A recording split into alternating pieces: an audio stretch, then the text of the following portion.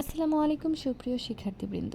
আমরা এতদিন পড়েছি বোর পরমাণু মডেল কী, রাদারফোর্ডের পরমাণু মডেল কী, তাদের সাফল্য এবং বোর পরমাণু মডেলের যে সীমাবদ্ধতাগুলো এখন আমরা জানব।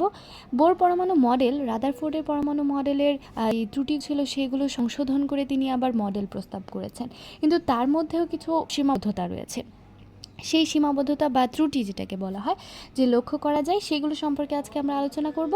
প্রথমে কি দেওয়া আছে যে বোর পরমাণু মডেলের এক ইলেকট্রন বিশিষ্ট পরমাণুর বর্ণালী ব্যাখ্যা করার কথা বলা হয়েছে, আমরা সবাই জানি, কিন্তু একাধিক পরমাণুর বর্ণালীও যে ব্যাখ্যা করা যায় সেই সম্পর্কে তিনি কোনো কথাই বলেননি। 2 নম্বরে কি বলেছেন, বোর পরমাণু মডেল অনুসারে এক শক্তি স্তর থেকে অন্য শক্তি স্তরে গমন করলে পারমাণবিক বর্ণালীতে কেবল একটি মাত্র রেখা দেখা যায়, কিন্তু পরবর্তীতে যখন আরও বেশি গবেষণা করা হয় তখন দেখা যায় প্রতিটি রেখা আবার অনেকগুলো সূক্ষ্ম সূক্ষ্ম রেখার সমষ্টি নিয়ে গঠিত, কিন্তু সেই কোনো এই ধরনের কোনো কথা বোর পরমাণু মডেলে হয়নি। অন্যদিকে আমরা দেখব যে বোর পরমাণু মডেল যে বৃত্তাকার কক্ষপথের কথা বলেছেন, কিন্তু পরে প্রমাণিত হয়েছে বৃত্তাকার নয়, উপবৃত্তাকার কক্ষপথেও বোর ইলেকট্রনগুলো ঘুরে। তো এই কথাটি বোর পরমাণু মডেলে একদম বলা হয়নি, যার কারণে তার এই ত্রুটিগুলো লক্ষ্য করা যায়। এটিও আরেকটি গুরুত্বপূর্ণ প্রশ্ন।